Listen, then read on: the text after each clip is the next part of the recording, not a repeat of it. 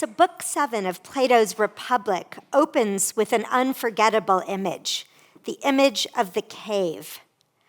And Plato's leading character, Socrates, begins by inviting his interlocutors to imagine the situation.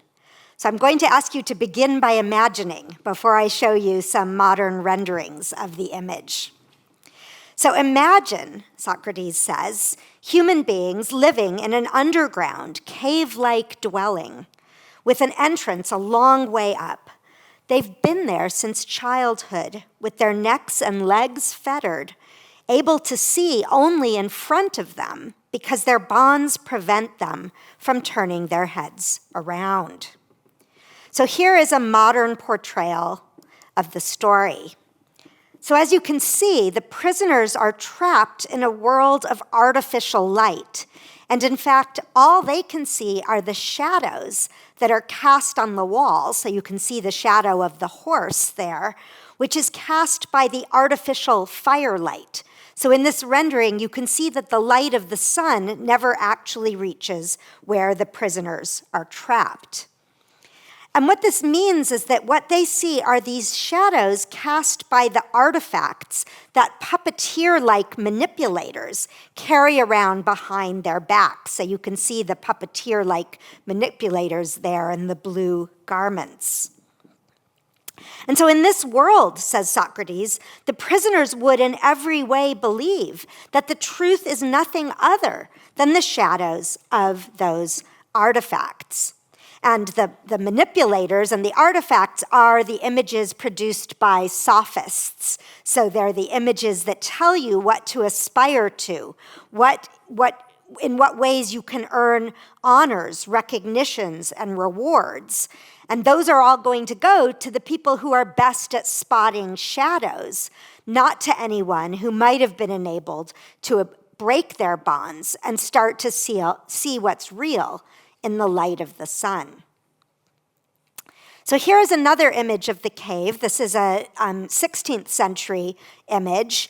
And you can see on the right are the prisoners. On the top of the wall are the manipulators and the artifacts. And then out to the left are the people who are starting to be able to escape the cave. And all the way on the left, you can see the people who've managed to get out, and they're strolling around doing philosophy in the light of the sun. Now, this image has often been read as a parable about the inevitable woes of mortal life, as if Plato were portraying human beings trapped in a veil of tears whilst on earth to be freed only in a transcendental afterlife. But in fact, Plato's Socrates introduces the whole story as what he calls a comparison to the effect of education on our nature. So Plato's cave is not the inevitable mortal abode. Rather, it's the city in the sense of the political community.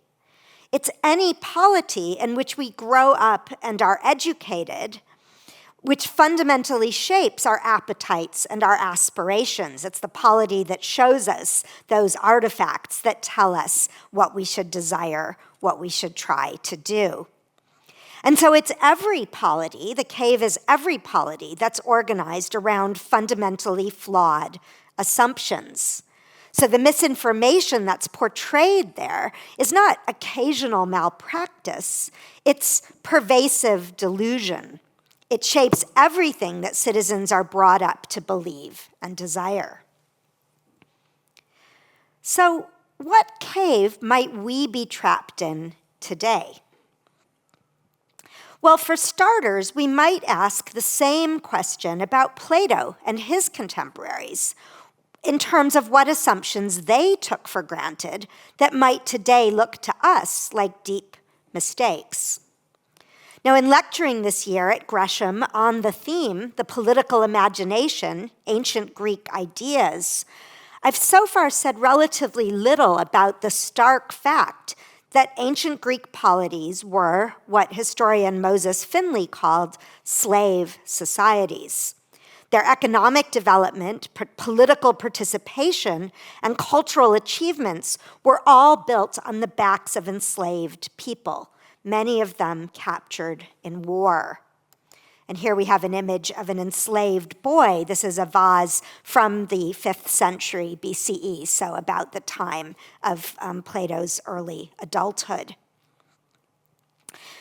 So the Greeks were trapped in a cave that took slavery for granted. Now, slavery was a fate that everyone dearly wished to avoid for themselves, as the 19th century escaped slave, the orator and statesman Frederick Douglass, would later reaffirm powerfully. And here's Douglass, who proclaimed in 1852, "There is not a man beneath the canopy of heaven that does not know that slavery is wrong for him." But as Bernard Williams argued in his book, Shame and Necessity, the Greeks overwhelmingly saw no alternative to relying upon slavery as a mode of organizing society in general. So this was the cave in which they were trapped. But you can see that that was not a natural or timeless fact. That was a social fact. It was a fact about the polities in which they lived. And it's a social fact that since has changed. We no longer think it's right or reasonable for people to organize their appetites, aspirations, and assumptions around seeking to have slaves. The honors, recognitions, and rewards that most societies offer today are no longer bestowed on those who win wars to enslave the defeated survivors, but the opposite. We would give honors to those who fight against modern slavery, not those who seek to impose it. So in that sense, we're no longer in the same cave as the ancient Greeks. And here again is the same image, another look at this image of the cave. Now at this point, you may again be wondering, why am I talking about slavery when this lecture was supposed to be about climate change? Well, consider this comparison advanced by several historians between the energy produced by enslaved humans in human history and the energy produced by fossil fuels. So dependence on fossil fuels, like dependence on enslaved people, has, in the words of Jean-Francois Mouhot, freed their owners from daily chores. And so it's provided them, again in Mouhot's words, with the leisure to read and write, perform arts, get informed, and participate in politics. Other historians have developed the concept of energy slaves as a measure of the kind of energy that machines, most of them fueled by fossil fuels, have provided us. So John McNeill estimated that in the 1990s, for example, each person alive, on average, of course there was great variation, as he said, deployed about 20 energy slaves, meaning 20 human equivalents working 24 hours a day, 365 days a year. Now, of course, the moral wrong of slavery is a categorical wrong of a unique kind. And even, we see here, even machines don't want to be slaves, right, as is depicted in this image. So the comparison only goes so far. But while this comparison of fossil fuel emissions and the machines that they power to human slavery may be a startling, even a shocking way to think about climate change, I think that's the kind of shock that Plato's image of the cave was designed to produce. Because again, the cave was asking us to consider that the bedrock assumptions on which our society is founded may be rotten to the core. So it asks us to consider that the seeming value of economic growth that allows net carbon emissions is actually a net harm. It's doing damage, not social good. And I would remind us here of a message given recently on this stage by Miles Allen, the Frank Jackson Foundation professor of the environment here at Gresham. He pointed out that from a climate change perspective, what we should most be concerned with is net emissions, so the net carbon that's added to the atmosphere, as opposed to that which might be safely captured and stored. And so it's that net carbon emissions question on which we want to focus. So from the standpoint of the cave, denying the significance of these net emissions looks like refusing to face what is true and valid.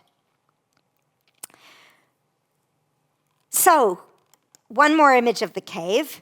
Insofar as we are clinging then to the comforts and familiarities of our current way of life with its fossil fuel infrastructure, are we not trapping ourselves in a modern version of Plato's cave? All the ways in which we think to achieve advantage and preeminence to satisfy our appetites and desires are like those artifacts. They're artificial. They don't hold up well. They're mere shadows compared to the light of the sun. Now, in Plato's story, the question of how easy it would be to escape the cave is actually presented in a double-edged way, and this image helps us to see it. So in one way, the cave is depicted as almost hermetically sealed. No sunlight at all gets into where the prisoners are held. It's only by traveling arduously upward that anyone can start to see the light. But in another way, in another moment, when he reflects on the moral of the story, Plato's character insists that the power to learn is present in everyone's soul. And so the role of education is to redirect our gaze upward to the truth. And you can see that here. It looks like you could just turn around and start traveling upward. So in this way, it seems as if maybe the cave actually is more open to light than it might appear. In this way, the moral would be akin to the film that some of you may remember, Don't Look Up. Right? So in that film, an asteroid is hurtling towards the Earth, and that sparks a movement of political denial. This isn't an image from the film, but it captures that movement of denial, right? One person trying to stop the other from seeing what's actually looming in the sky. But the message of the film is that it's still in our power to kind of tear those hands away and look up, even though, just as in Plato's story, there are these social and political pressures conspiring to prevent many people from doing so. So if we think about those two sides of the cave story, to what extent are we sort of desperately trapped, and to what extent is it in our power to start to move outside it? We can see that the paradox of our situation today is that actually much scientific light about the true nature of reality is actually getting in to our current society. And yet, people are still somehow paralyzed or resistant to action in response to it. So when I first wrote about climate change in the cave in a book called Eco-Republic, I was focused on the cave partly as sheer climate change denial. But of course, now I think we're in this even stranger situation where many people do acknowledge the need for urgent action. They recognize the truth, but they're still strangely held back from the radical reconfiguration of society that an adequate response would require. So this is why in this lecture, I want to invite you to consider the cave image from the perspective of three questions. And this is my agenda now for the rest of the lecture. So first of all, we're going to look at the what. What is it that we might come to see by leaving the climate change cave? And we'll look at Plato's account of that as we go. Then we'll move on to the how. How might people be persuaded to leave the cave? And then thirdly and finally, we'll look at the question, if not. What if some people refuse to leave? In that case, is it justified to tell them what Plato elsewhere in the Republic called noble lies? Should we lie to them to either force them out of the cave or at least enable us to get other people out, even in the face of continued denial by some? So these are the three cave questions that I want to ask about climate change. So first of all, the what. What is the basis for ethics outside the cave? So in Plato's Republic, we're told that the form of the good is the most important thing to learn about because that's what makes everything become useful and beneficial. And what's striking about this is that Plato observes that every soul pursues the good and does whatever it does for its sake.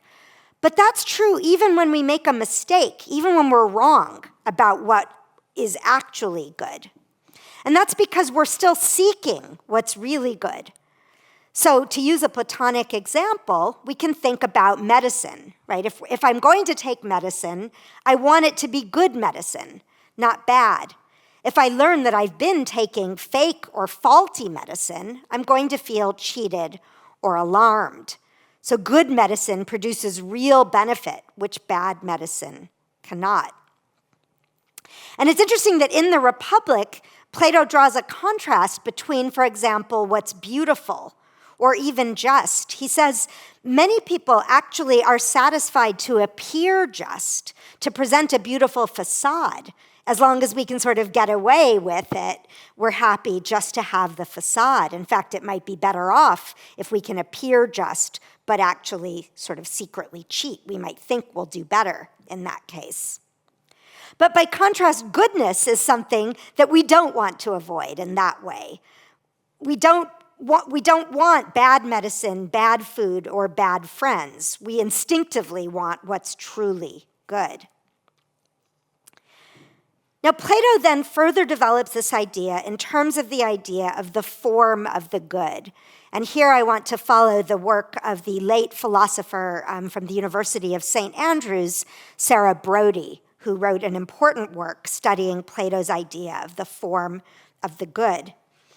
And what she wanted to emphasize is that the form of the good, which again might sound like esoteric Platonic metaphysics, might sound like something we could never possibly understand or come to know, what Brodie suggested is really what it is just interrogative mode. Plato's form of the good is a way of asking whether anything is good. It's really just trying to always get us to ask that simple question. So let's try out Brodie's interrogative approach to goodness and apply it to economic growth in relation to climate change. So economic growth has been a presupposition of politics in our modern cave, right? The assumption is that economic growth is a good thing. But if we interrogate that assumption, what we'll see is that we need to make it compatible with sustainability, with getting ourselves on a quick enough path to net zero. So if we measure growth in the wrong way, actually it may not be what's truly good. So as many economists have pointed out, for example, the measure of gross domestic product per capita, GDP, will value the product of carbon polluting industries. So GDP is not an adequate measure of what's truly good because it's not going to capture the harm that carbon pollution can do. So Plato gives us this beautiful image that we should actually instead think of growth on the model of plants, right? And this is where he connects the image of the good, again, to the image of the sun. Plants ultimately are not going to grow down there in the cave. If they're only exposed to firelight, they'll eventually shrivel and die. They can only grow if they're exposed to the illumination of pure sunlight. And this was Plato's use of the metaphor to say we have to look for what's truly good, not what our diluted economic standards have told us is good. So growth has to be meaningful, not an anarchic, cancerous sprawl. And in another Platonic dialogue, the Gorgias, another character contends wrongly that growth is an unbounded process of consumption, as if the way to be happy is just to stuff in as much as you can. And we all know that that won't lead to true health. So the what here is giving us this image that what we need is a true image of what growth is, not a shadow, but rather an understanding of growth that's limited and balanced in light of the reality of what sustainability requires. So that brings us to the second question, the how. So how do we persuade people to let go of the seeming certainties of the cave that they're still clinging to? And I think we can actually turn that question around and turn it on ourselves. And I include myself very much in this. Because many of us like to think that we're woke, we're liberated, we're out of the cave of climate denial, we get it. But are we really acting in accord with that knowledge? Or are we sort of half knowing it, but really still acting according to those shadowed paradigms? And here I have to share a recent experience that I had myself. So I was thinking about this lecture, and I was looking things up in Google Scholar, and I came upon this statement. To know is to act is to know. And this was in an article about climate change by a distinguished climate scientist, someone whose work I'd drawn on in the past. And that statement struck me as an important mantra. I think this is actually a deeply Platonic thought, because if we don't act on our purported knowledge, in what sense do we really know it? And if we do really truly know, why wouldn't we act? So I was very excited when I came upon this statement, and I clicked on this article. I thought, yes, this is going to help me to build this lecture, only to discover that actually this sentence was put forward by Mike Hume in this article as a summary of my own book, which he had read. So in one way, this was very exciting to me, but in another way, it kind of showed me I didn't even really fully understand what I myself had been arguing in this book. I hadn't seen that full argument. I wasn't fully out of the cave in my own understanding of what I actually thought. Now, in fact, Mike Hume, who you see here, was understanding what I was trying to say even more deeply than I had done. Because what he was pointing out, and again, this was an article on climate change, was that when we don't act on climate change, it's not because we're lacking some one key piece of factual information.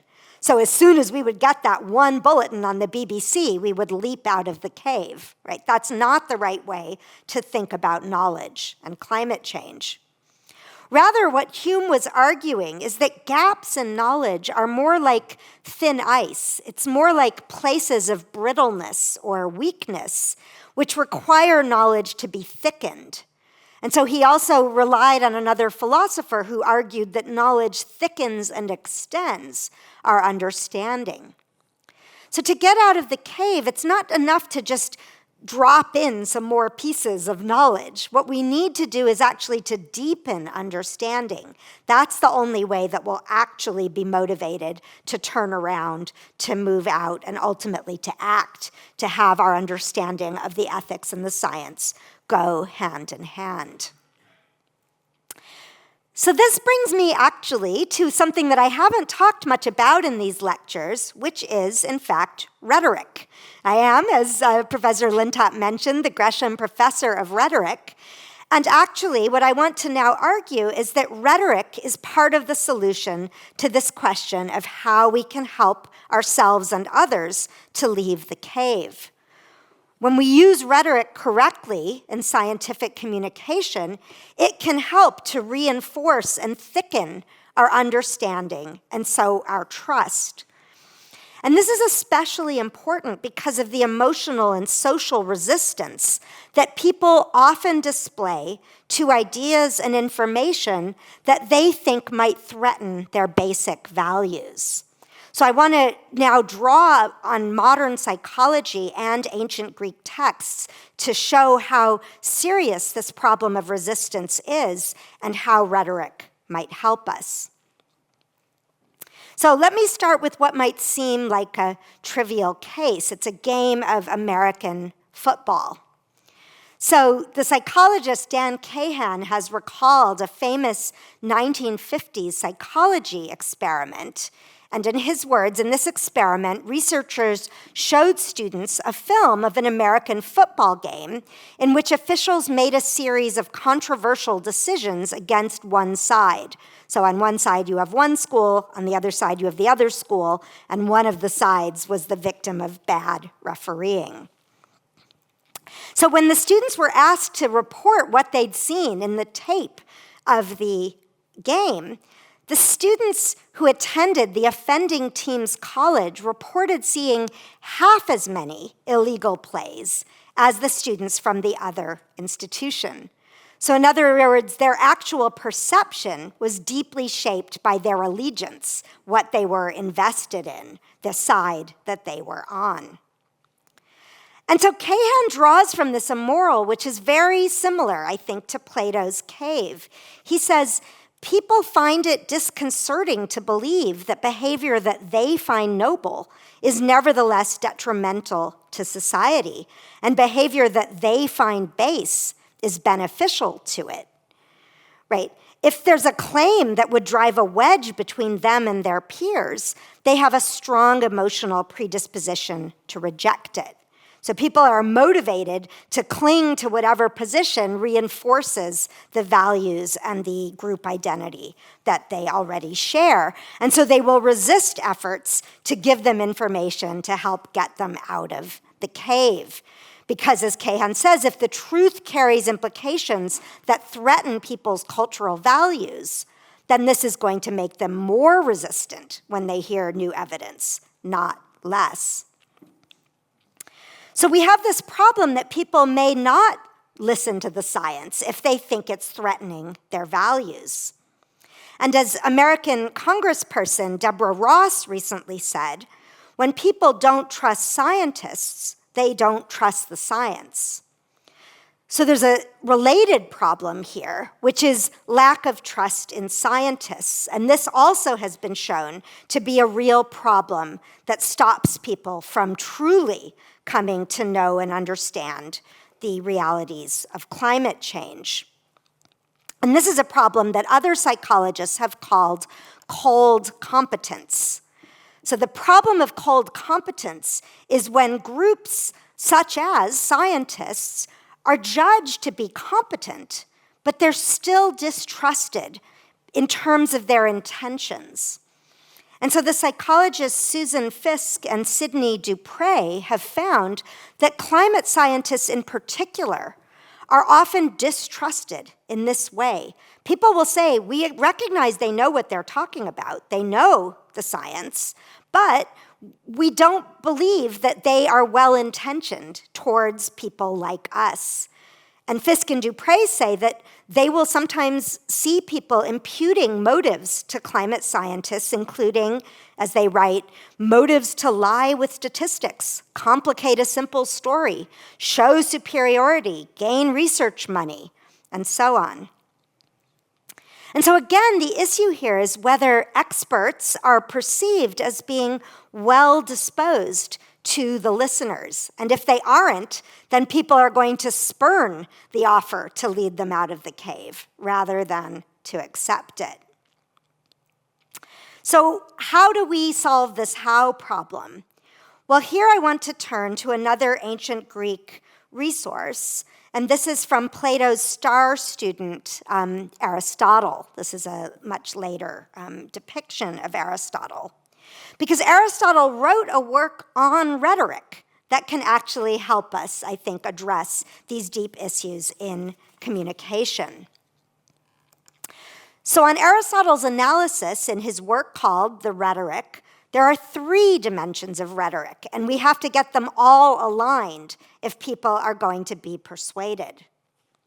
So there is logos. This is the domain of logical argument. This is the substance, the knowledge, what you study if you're a scientist. But there's also ethos. This is character. Your virtue, your general uprightness, whether you're trusted to do the right thing. And there's pathos. This is the domain of the emotions. So all 3 of these have to be working in the right way in tandem if a given act of communication is going to be successful. So Aristotle deploys this analysis actually to analyze exactly the kind of case of cold competence that I was just describing. So for example, he describes there are cases when listeners will say that a speaker is knowledgeable. They'll say, we recognize that speaker has a command of logos. And they may even say that the speaker is generally virtuous, that they have a good character or ethos. But they'll still distrust them. They'll still not want to listen to them. Why? Because they don't trust their emotions. They don't trust that the speaker has good emotional intent. In Greek, Aristotle used the word eunoia, goodwill, towards the listener and their own group. So Aristotle says we often feel anger towards speakers who show hubris or contempt, right? Those are forms of pathos. We show anger towards them because we think their emotions are contemptuous towards us. And he says, we often become angry at those announcing bad news. We might be inclined to shoot the messenger. So this resonates, I think, with problems that we see in climate change communication. Often, people are perceived as talking down to lay audiences, showing contempt for traditional worldviews. And again, I think this resonates with what Miles Allen was arguing in his most recent Gresham lecture on the environment, when he addressed those that he called the climate establishment, saying that they have to work harder to avoid groupthink, to start thinking harder about who's being disenfranchised by our technocratic, expert-led approach to climate policy. So in this way, Aristotle's rhetoric would be a tool for what the political theorist Danielle Allen has called the art of trust production. We have to use rhetoric in order to produce trust, and the only way to do that is to make sure that it engages emotion and character as well as simply argument. If we aren't attentive to the ways that communication might generate anger or envy or contempt, then we will fail to help persuade people to accept communication, to turn around, and to see the way out of the cave. So this brings me to my third and final question for this lecture, which, to remind you again, was, what if? So the question now is, okay, we do all our effort in climate change communication. We use rhetoric in the best possible way. But what if that falls short? In that case, can the telling of noble lies ever be justified? And on this point, actually, Aristotle and Plato diverged. So here's a way of thinking about the problem of noble lie. So for Aristotle, the situation is always like this. In the long run, telling lies is going to not achieve the aims that you're seeking by telling the truth. So for Aristotle, these two signposts always point in opposite directions. But Plato in the Republic does allow, in some cases, for the telling of what he calls noble lies, so long as they express an underlying truth. So the idea here is that sometimes lies can be pointing in the same direction as the truth, and telling these lies is deceptive. It does, in a way, manipulate people, but it does it for a good cause, right? The end is supposed to justify the means. And so this brings us to a really deep question for science and politics and philosophy, right? Is lying ever justified in the service of some greater truth that the image of the cave would seem to portray? Well, we can draw here on work by the American philosopher Cicely Bach on the ethics of lying. And Bach was writing in the 1970s in the wake of the tragic debacle of American foreign policy in the Vietnam War, which had been led by purportedly the best and the brightest, so experts who lied in certain crucial moments of the war, as was exposed by the Pentagon Papers. And so the moral of her story resonates with the need for self-aware, skeptical testing of purported experts that I argued for also in my previous Gresham lecture. So Bach says, we know how deception, even for the most unselfish motive, corrupts and spreads. And we've lived through the consequences of lies told for what were believed to be noble purposes. And I think many of us can think of other more recent examples in which that analysis also holds true. So the problem of noble lies is that it can fall prey to that tendency to groupthink, which I described Miles Allen as identifying, and which people often fear, even if it's not justified, as in the case of cold competence. Right? We have to fear the tendency of elites actually to develop a self-righteous sense of moral and intellectual superiority.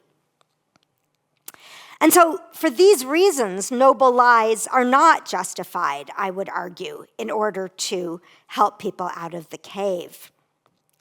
So to rule them out, we need an ethical code for science communication.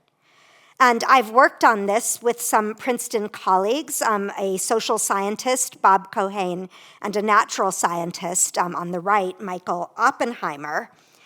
And the three of us worked on ethical norms for scientific communication. Now you can see here that we put honesty in a special category. I put it in green, but in our article we put it in a special category because we argued that honesty is required of scientists in an unconditional way. It attaches to the professional role of being a scientist. But even if that rules out noble lies, the challenge that this list shows us is that we're back in the problem in a way of rhetoric, because scientific communication has to be honest, but it also has to achieve audience relevance, right? It also has to persuade people from where they are.